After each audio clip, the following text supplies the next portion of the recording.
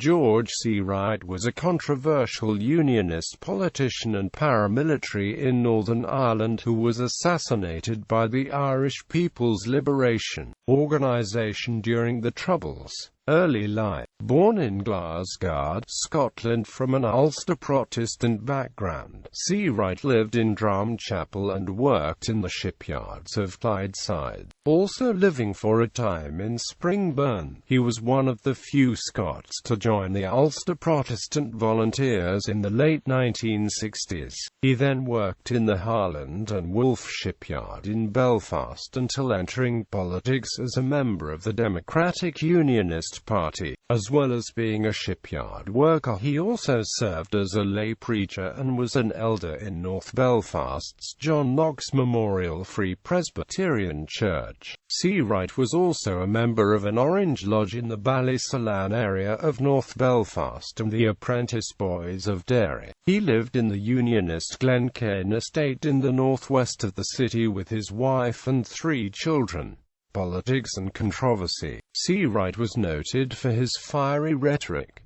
He was elected to Belfast City Council in 1981 and soon developed a following amongst Unionists. The following year he was elected as the Democratic Unionist Party candidate to the 1982 Northern Ireland Assembly. Seawright, who had initially campaigned for John McQuaid before securing his own candidacy, had problems with the party leadership from early on as, he claimed, he was viewed as lacking respectability due to his rough personality, his residence in social housing and the fact that he was in arrears to the Northern Ireland Housing Executive. Seawright courted controversy throughout his fairly brief career and was criticised for an interview he gave to Nationalism Today, a journal produced in support of the political soldier wing of the British National Front. In it, Seawright praised the NF not only for the support for Ulster loyalism but also for the stance on race and immigration. His younger brother David Seawright was an active member of the NF. In 1984, following the erection of an Irish tricolour on White Rock Leisure Centre, Seawright, along with UVF-men John Bingham and William Frenchy, Marchant, wielded legally held handguns to physically remove it. Despite their efforts, 2 flags were put up to replace it soon afterwards. Following a heated exchange in which People's Democracy councillor John McAnulty described the British Union flag as a butcher's apron, McAnulty alleged that Seawright delivered a veiled death threat, saying, "I have a soft spot for you, Mr. McAnulty, it's in Milltown Cemetery." He continued to court controversy when he told a meeting of the Belfast Education and Library Board in 1984 that Irish Catholics who objected to the singing of the British national anthem are just Fenian scum who have been indoctrinated by the Catholic Church. Taxpayers' money would be better spent on an incinerator and burning the lot of them. The priests should be thrown in and burnt as well. Seawright denied making these comments, although they were widely reported by the press at the time. The comments had been sparked by a debate before the board about building a new incinerator at a Catholic primary school. He was prosecuted and received a 6-month suspended sentence as a result.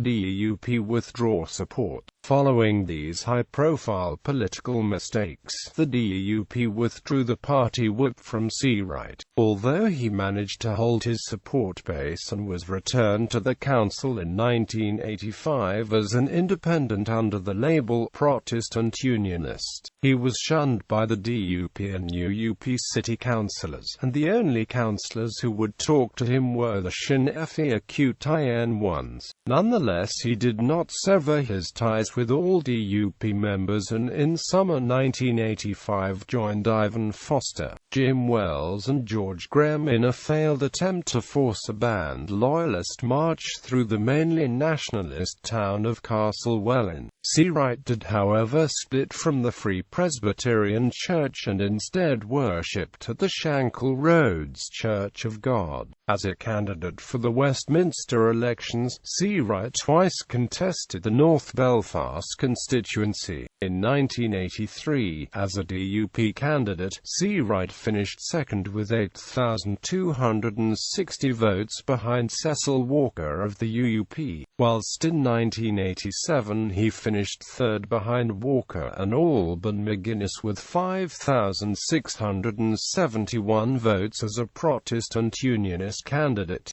Seawright took the name Ulster Protestant League for his largely working-class evangelical group of supporters, even though the name was not used for electoral purposes.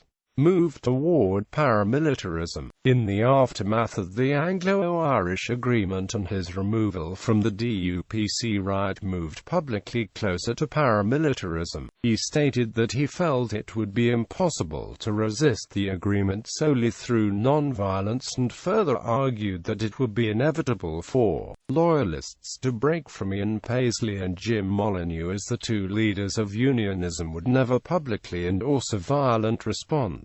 For Seawright, conflict was inevitable, especially with the growing electoral success of Sinn Féin, which he argued would harden both communities' stances and bring about civil war. Seawright further enhanced his notoriety when, on the 20th of November 1985, he took a leading role in the protests against the visit of the then Secretary of State for Northern Ireland Tom King to Belfast City Hall, where King was denounced for his part in the Anglo-Irish Agreement and attacked physically by Seawright and other protesters. For his part in the incident, Seawright was sentenced to 9 months imprisonment in Magilligan Prison in October 1986. As a result of this jailing, Seawright was forced to vacate his seat on Belfast City Council. The Workers' Party blocked the co-option of his wife Liz, who nevertheless beat the Workers' Party by 93% to 7% in the subsequent by-election. She held the seat in 1989, but lost it in the 1993 local government election. He courted further controversy in September 1986 when he publicly called for revenge after the killing of John Bingham, a leading UVF member and friend of Seawright, by the IRA. Raymond Mooney, a Catholic civilian, was killed soon after Seawright made the statement. He made similar remarks the following year when William Frenchy Marchant was killed by Republicans, stating that he had no hesitation in calling for revenge in retribution. Seawright's North Belfast campaign in 1987 also played up his hardline image, with Seawright dubbing himself the man who will not be silenced. He further promised to follow an abstentionist policy if he were elected, in protest at the Anglo-Irish Agreement. Death. Following his release, Seawright made plans to regain his seat, although ultimately he was to be assassinated before the opportunity arrived. Martin Dillon alleged in his book The Dirty War that Seawright met with representatives of the Irish People's Liberation Organisation in the Europa Hotel, after being informed by the Royal Ulster Constabulary that he was on an IPLO hit list. It was alleged that during the meeting, Seawright agreed to provide low-level information to the IPLO in exchange for his safety. Nonetheless, on the 19th of November 1987, Seawright was shot whilst he waited in a car near a taxi firm on the Shankill Road by the IPLO, dying of the wounds he suffered on the 3rd of December that same year. Dillon further claimed that Seawright's details, as well as those of Bingham, Lenny Murphy and William Marchant, had been supplied to the killers by leading Ulster Defence Association member James Craig in return for the Republicans guaranteeing his safety. According to an internal UDA document investigating claims of collusion with Republicans, Craig had brought 2 other members to the car park of the Shankill Road Leisure Centre on the day Seawright was killed, a location only 50 yards away from the murder scene. The UVF blamed the killing on Martin Rook Opry, a leading IPLO hitman who was killed by the UVF at his home in 1991. They questioned Craig about his alleged involvement but decided that he had not played any role in the killing. In August 2006, the UVF listed Seawright in a list of its members who were killed during the Troubles. It has also been claimed by Henry MacDonald and Jim Cusick that Seawright was an informer who passed information about loyalists to RUC Special Branch.